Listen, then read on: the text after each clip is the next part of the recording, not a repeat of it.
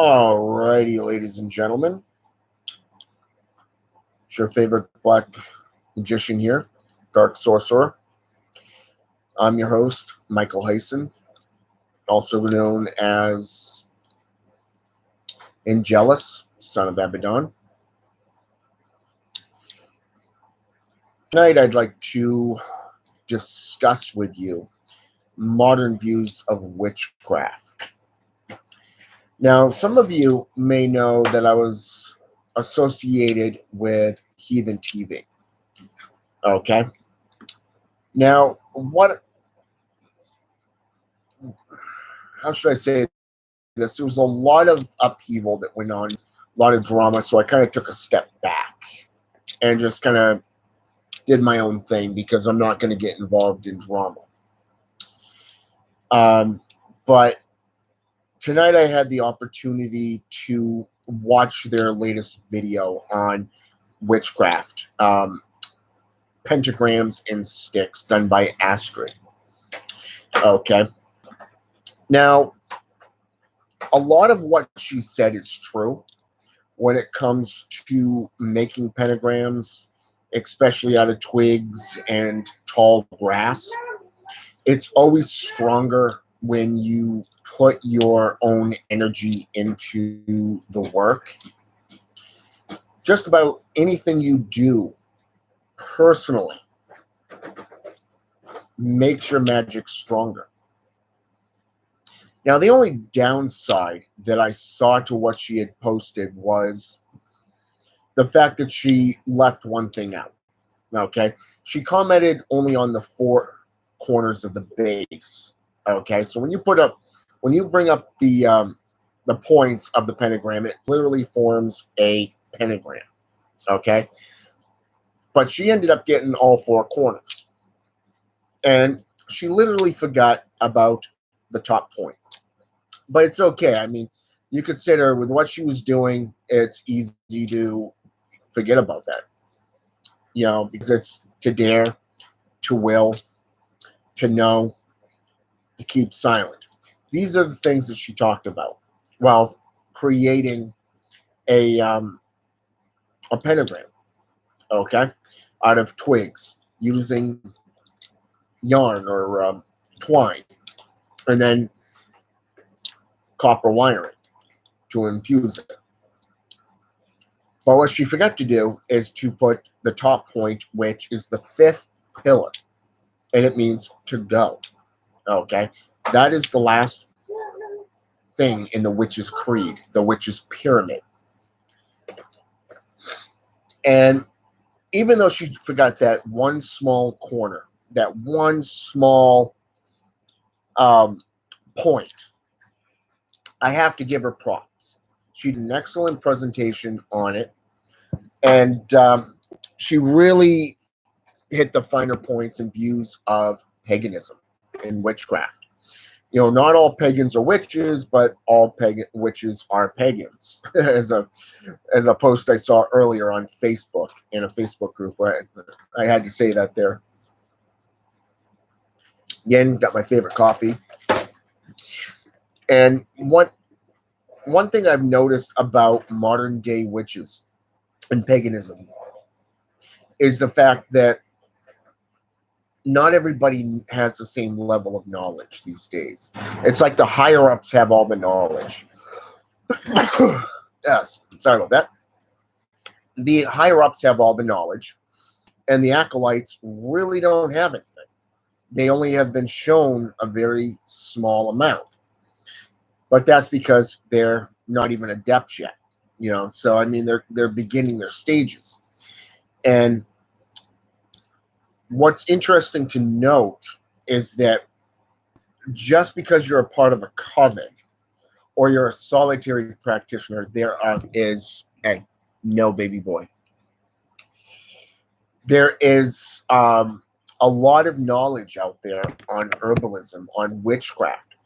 You know, Scott Cunningham, who passed away back in 1997, his book is Shadows, which is a green book, hardcover, awesome book. Got a lot of different things for herbs and everything that you can utilize. But he also shows some things that you can utilize for the five corners of a pentagram, such as the five elements. Okay. Go into Raymond Buckland's work, who passed away back in about a couple years back in 2017.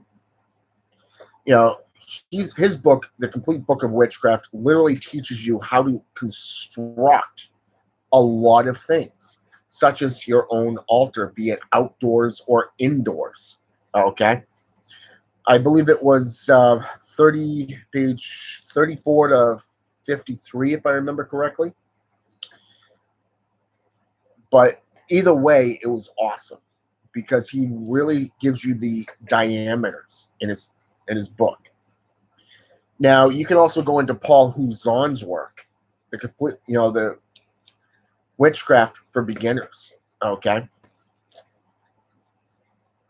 it's called Mastering Witchcraft by Paul Huzon, and Paul Huzon really breaks it down. He really tells you what everything's for. He teaches you about divination. He teaches you about what a witch and warlock is from the old school way of thinking. But then you got Peter Haney, okay, whose book on the necromancers, on the warlocks book, The Anatomy of Sorcery, okay, awesome works, old school works right there. And I have the opportunity, how should I say this, the honor of being friends with him on Facebook. Really honored to know this man. I follow his work closely. He's one hell of a practitioner.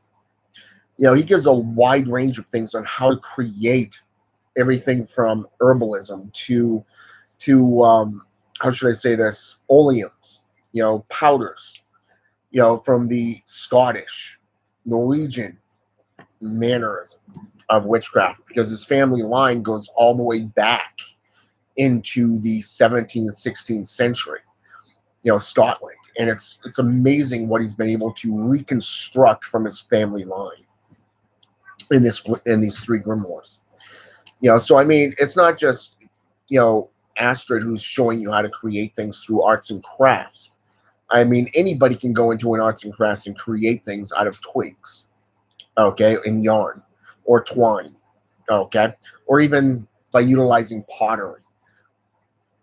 But when you see somebody literally showing you the difference between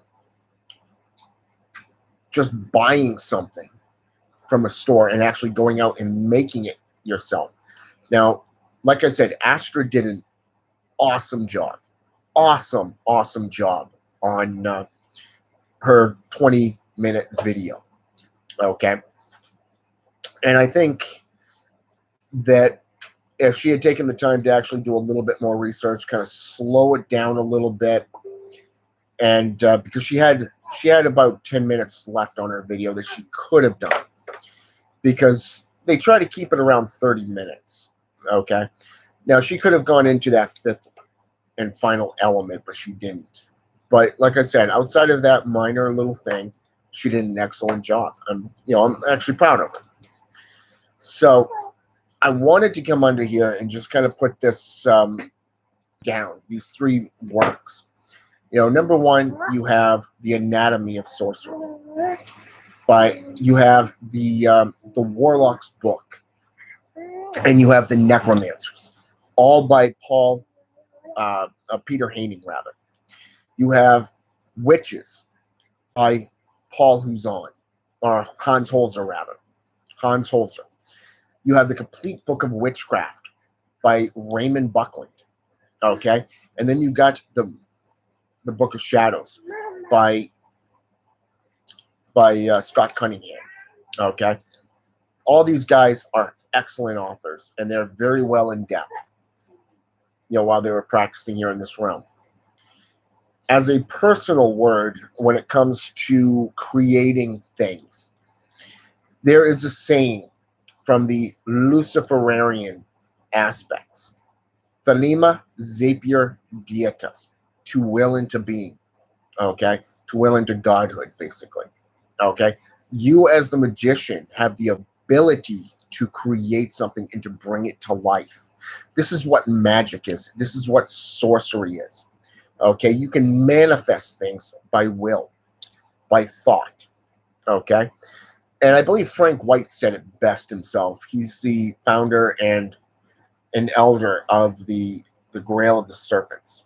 Okay, and what I found interesting about his magic is that he really slows it down. He really breaks it down and explains it well. From everything from rituals to history to divination, mythology. Okay. He literally takes the time to break it down, to think about it, and to take his time. Okay.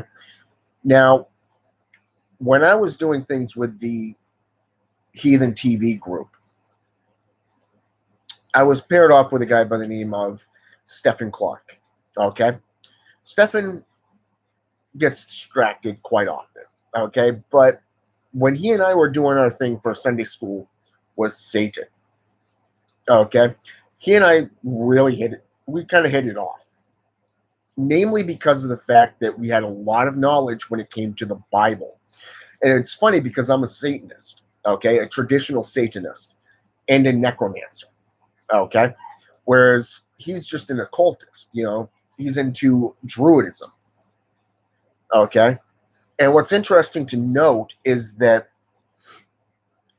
as a pagan and a Satanist, we're just different forms of paganism, okay, the lighter and darker aspects. Now, what's interesting to note is when we did our thing, it was more of playing off each other.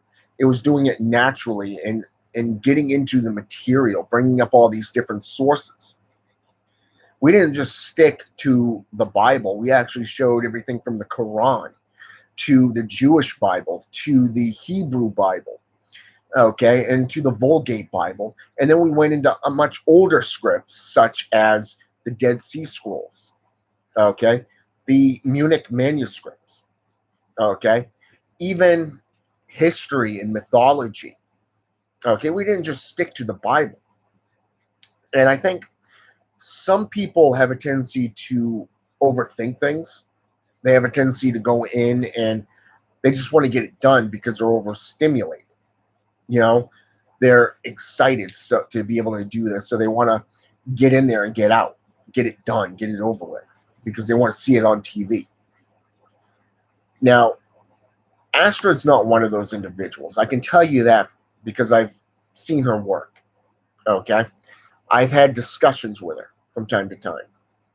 I'm also friends with her on Facebook. So she's one of those ones that, she gets too engrossed in what she's doing, but also with what she's doing, talking about and, and discussing, which is nothing wrong with that. Okay. Hell, even I get sidetracked from time to time in my own videos. Okay. A little bit ago, my son had come over and he was hitting the cord. He was trying to step on the cord to my laptop. Okay. So I got a little distracted there. Okay. Just like her daughter was trying to help her out. But I do concur that if you have kids, it is a great way to not only to keep them occupied, but it's a great way to educate them as well. Now, personally, I would have liked to have seen more history, more mythology about the pentagram in her video. But she didn't go into that stuff because it was a quick 20-minute video. But it's most likely going to happen down the line. So I really wanted to get under here and show you a couple of things. Number one, not all pagans think alike. Wiccans and Wicca are two different practices, just like witchcraft is different from Wiccan and paganism. Okay? They don't own the rights to witchcraft. Witchcraft is very, very ancient. It goes all the way back to the Paleolithic era. Okay? When the first caveman decided to roll a hula hoop and throw a spear through the center of it. Okay, Raymond Buckland teaches this within Witchcraft from the Inside Out. Okay, his book. Now, that was a very interesting one because when you read that book and then you get into, demonolatry and, Satanism and Demonolatry by Lionel and Patricia Fanthorpe. Okay. Now, this book really gets into the satanic aspects and goes all the way back to Middle Eastern, to European, to Aramaic traditions, even right here in the United States and South America. Goes into archaeology, history, mythology, you name it. And you're talking art and history as well involved here. Okay, so you're not just seeing it from one point of view, you're seeing it from a wide range. And each one of the authors and practitioners that I just mentioned have different views of what witchcraft is. And especially when you're trying to create something. Now, you consider when you get into Satanism, setting up a pentagram or that of, say, for example, an altar is one thing, okay? Because Satanists have a different point of view of what an altar is. Okay, we have our own personal altars for solitary practices. For ceremonials, we have volunteers that are both men and women. So whoever is residing over that ceremony, be it a high priestess or a high priest, the opposite would be the altar. Okay? And that's what Satanism is. It is about free will. It is about the arts. And they do call on the elements, especially with the four crown princes: Satan, Lucifer, Belial, and Leviathan. Okay? Or if you want to get into more modern day belief structures, it's the four sub-princes or the archdemons, the four elementals of the four cardinal directions. Okay? Turk-Suzij, author of the Demonic Bible, teaches about them. Okay?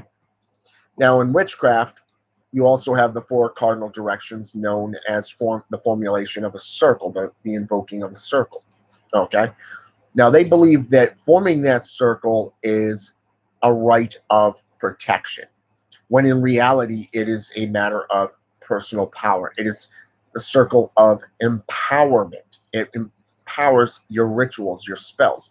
So if you have a pentagram in the center of it, and you're standing dead center, it is magnifying your personal magic. Okay? The pentagram, be it the inverted pentagram, which is associated with Satanism, and the pentagram itself, which is upward, is associated with witchcraft, shamanism even. Okay? And a lot of people, they really don't know this because they're only going off based off what they're told by the higher ups. They don't have the free will to go out and study the material.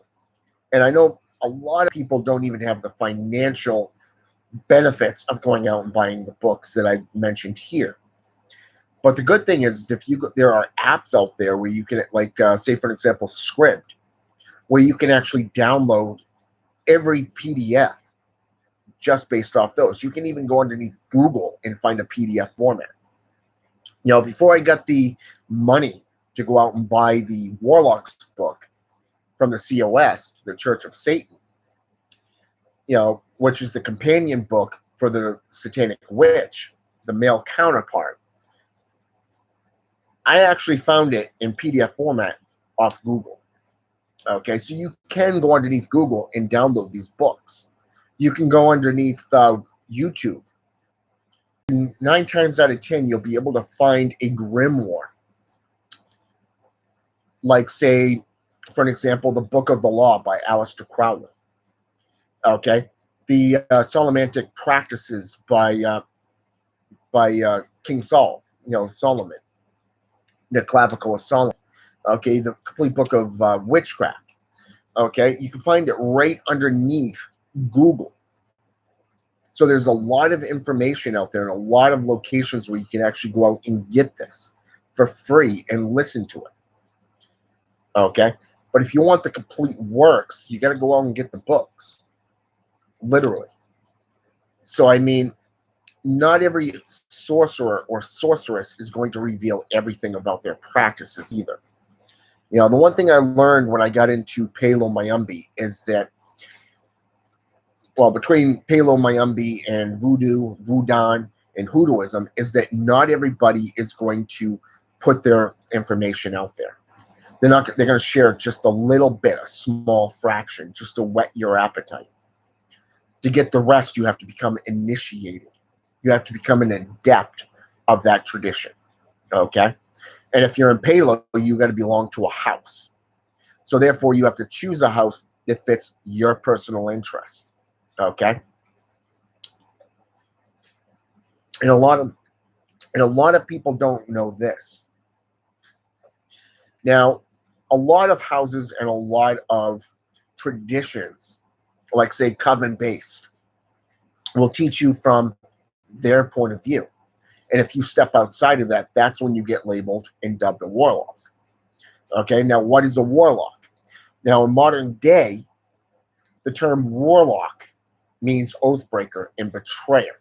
Now, they'll say, now a lot of pagans believe, because they've been told this, they've been brain-fed this in a form of brainwashing techniques to get them to only believe in what they are told by that specific coven. Okay? Now, when we look at covens, anything outside of that, if you try to go outside of their teachings, you're dubbed a warlock. Okay? And therefore, you're shunned by that coven. Now, why do they do that? Look at Christianity. They won't even help you unless you belong to that specific church. Okay? When we get into Voodoo or Voodoo, go into Haitian Voodoo, for an example. There's a lot of practices. A lot of people practice the lighter aspects of Voodoo, specifically in their sigils, their symbols. Okay, much like the symbol or the crest of a pentagram. In this case, you're looking at the symbols of for example, the 12 tribes or the 12 houses that are associated with a certain loa. Okay. In another aspect, you have somebody that has decided to sell their services. These are known as boko or bokor. Okay. Much like a warlock who would go out and sell their services, who would do whatever it takes to feed their family, their friends, to gain power and knowledge, because they're sharing that aspect. So when we look at what this particular video was about, based off just the pentagram and making it through tall grass and sticks, twine, wire, I thought she did an awesome job. She did an awesome job on it. Okay? I would like to have seen her take a little bit extra time and add some mythology in there, some knowledge, get into the history of it. Why was it? What's the point of a pentagram? It's a thing of power. Think of each elemental as a pillar. This can go back and be traced all the way back to ancient Gaelic. It can be traced all the way back to the first and second and third dynasties in Egypt, Greek, Roman, even pre-Roman. A lot of the structures and belief systems that we see today come from ancient Italy. Okay? Pre-Christian, pre-Zoroastrian beliefs. I'm talking the tribal aspects. And a lot of people really don't know this stuff because they don't have the idea of how to, or better yet, where to even begin to look. Because a lot of people would rather have you pay them for their services than to actually sit down and take on a personal apprentice.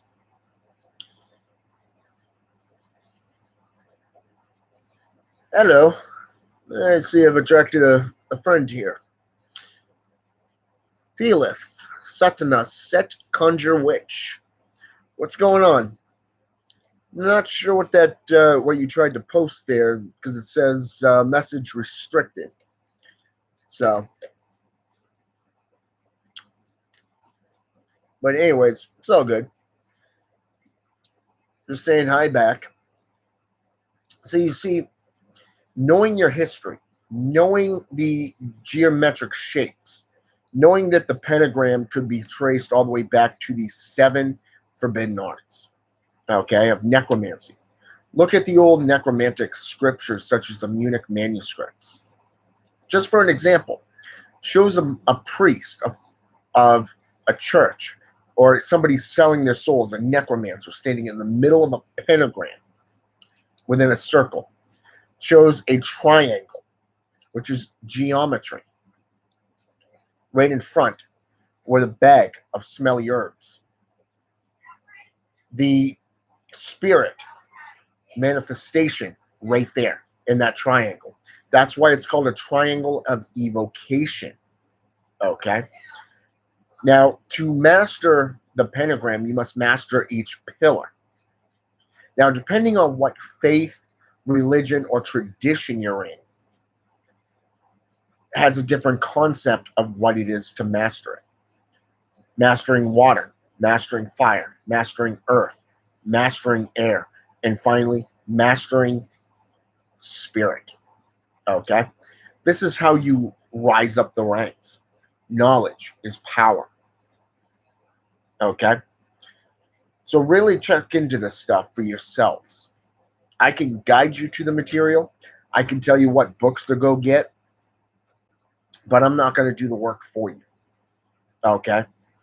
Now, I get a lot of people that come to me and they want to learn, but they're more interested in joining the Illuminati. They want wealth and power. And it's like, I understand you come from a third world country, a poor section of these countries. I get that. But the grass is not always greener on the other side. Okay?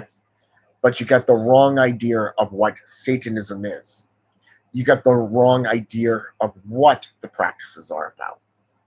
And that's why when you find people who are willing to go out and do the work, these are the individuals that I associate with, that I try to guide and try to help, okay, along their paths.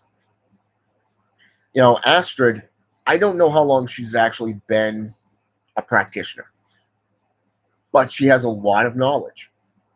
Yeah, she left something out, but that's cool. Even I've done that. You know, it's been on the tip of my tongue, and it's like I can't remember what it is. And I'm forgetting. But you know what? As soon as you get off, bam, that's when it comes up, and it's like, God darn it. Hate that when that happens. But it's your outlook on it, you know? You know, with the inverted pentagram, 2 horns up, thrusting upward. In Christianity, this is known as the serpent's head, you know, or the heathen, the adversary, with the horns thrusting up towards the heavens in defiance. Okay? 2 points pointed down with the 1 up is more of the what we refer to in Satanism as the white witchcraft. Okay? The white light practices. John Saunders. Hey, brother, what's going on? Awesome to see you on today. I actually mentioned you yesterday in a video. Had a couple of books that I thought you may be interested in. You can check it out on my Facebook page. All right? Now, as for that, you really have to take into consideration everything. From herbalism, geometric shapes, to what your point is when you're trying to get into the arts. What is your intent? Are you trying to heal, harm, baneful? Do you want to be a gray witch? Do you want to be a white witch? A black magician? Okay?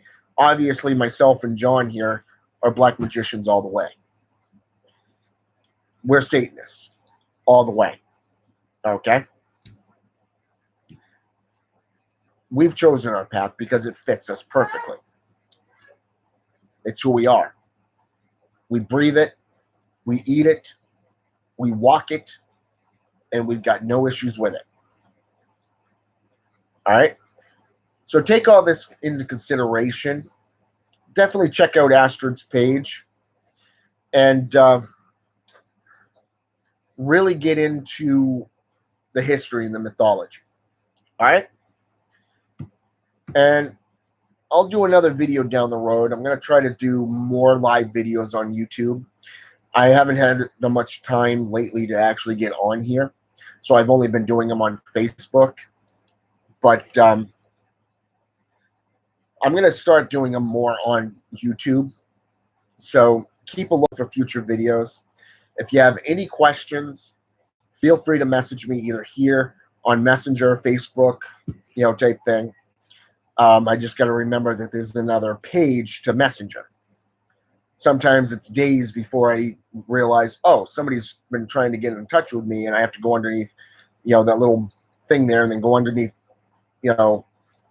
messages and stuff like that to get to the other page. But